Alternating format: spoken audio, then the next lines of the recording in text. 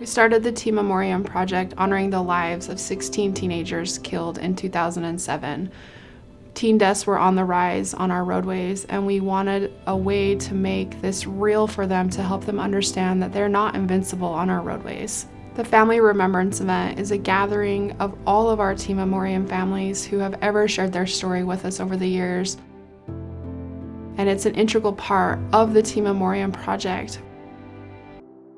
The Department of Health had heard about the kind of grief support that the Bradley Center does for people who've lost a loved one. So in 2012, Jenny asked me to attend and participate in a Zero Fatalities event. The Teen Remembrance event is unique. You don't get that opportunity to come together with people who had the same kind of loss you have in any other setting.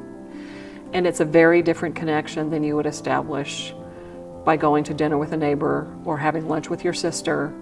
They get to connect in a way that says, I understand you.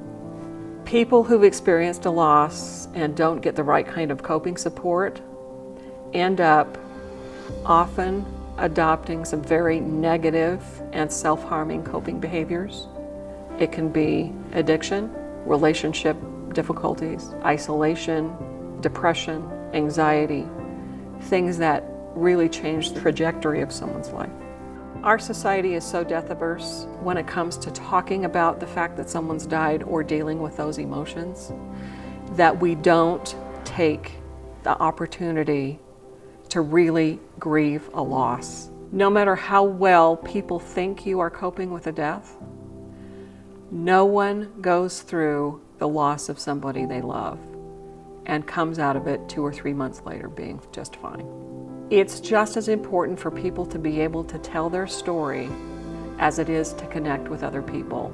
That's what actually brings them together. Sharing your story of losing the person that you lost gives people a sense of meaning and purpose if they feel like their loss is going to prevent someone else from having to go through that same thing. People like Diane, who meet at the event and are able to help others understand that what they're feeling is normal, is vital to making those connections that then help people move forward. From my perspective, this is the single most effective use of taxpayer money that I am aware of. It is my greatest honor to work with these families and to be able to share their children's stories so that they are not forgotten. The Teen Memoriam book and the Family Remembrance event are integral components of the Zero Fatalities program and of the Utah Department of Health's efforts to keep everyone safe on our roadways. I cannot overstate the importance that we continue to share these stories, that we continue to share these families' heartache and pains, that these deaths do not have to have happened in vain. These are 120 stories we did not want to tell. Our ultimate goal is to someday stop producing the Teen Memoriam book at a time when teen lives are no longer lost on our roads. Until that day comes, we will continue to carry on, doing all that we can to keep Utahns safe on our roads and inspiring others to join our cause.